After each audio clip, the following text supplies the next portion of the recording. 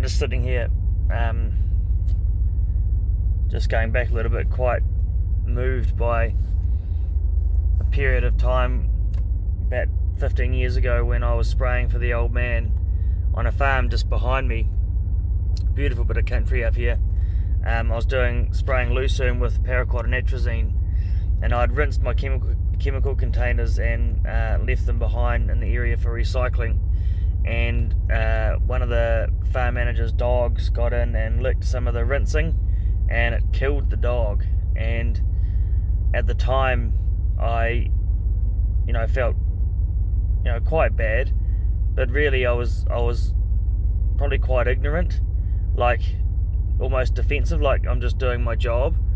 And when I look back now, looking at some of the precautions I could have taken to make sure that didn't happen, but at the time just weren't aware. I wasn't aware of those extra things that I could have been doing, because I was certainly brought up in a world where stereotypically we farmers in New Zealand are sort of really lax about chemicals. It's like, she'll be right, it doesn't hurt anything. Certainly that's the world that I was brought up in, wearing shorts and no gloves, handling these really toxic chemicals. And even this dog dying as a result of my carelessness wasn't enough to wake me up to, perhaps I should be putting some safety gear on, or what are the effects of this stuff putting on our soil? What's the effects of putting this stuff on our soil?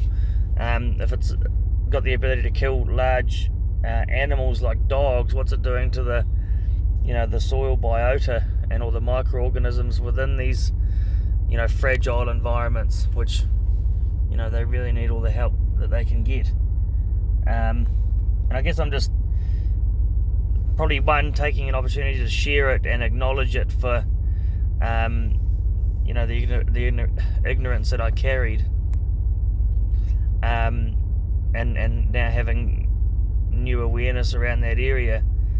I'm a bit sad about how I used to be as well. I think that's probably what's underneath this desire for me to just pull over on the side of the road and share my thoughts right now, and also saddened by the amount of people that are still in that context of it's just not a big deal, these chemicals. I was in at Mitre 10 the other day getting some supplies for my camping trailer, and they've got MCPA and dicamba mixed together with some trace elements, and they're calling it weed and feed. And it's like, those chemicals are really nasty, and you can just go and buy them. Children can buy that stuff.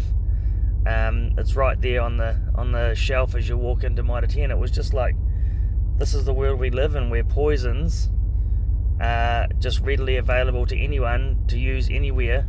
People get down on farmers for what they're doing, but even just people keeping their lawns, clean and tidy, massively destructive. That stuff going into the drains, into our water systems, and then goodness knows where from there. But I think we need to restructure and reframe the paradigm of the use of chemicals, and not just the safety precautions around the use of chemicals, but just the why are you using these chemicals? Why is it that you're trying to kill these other plants?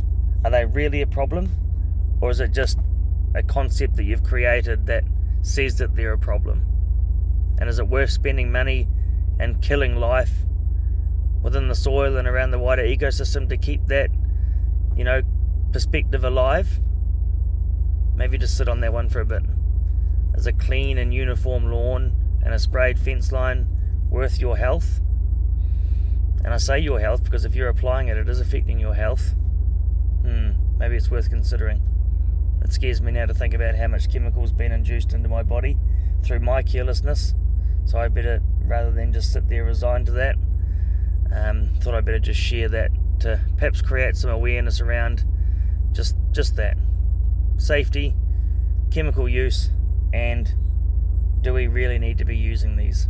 Some situations, yes, but a lot of the time the answer's yeah. In my head, flat no.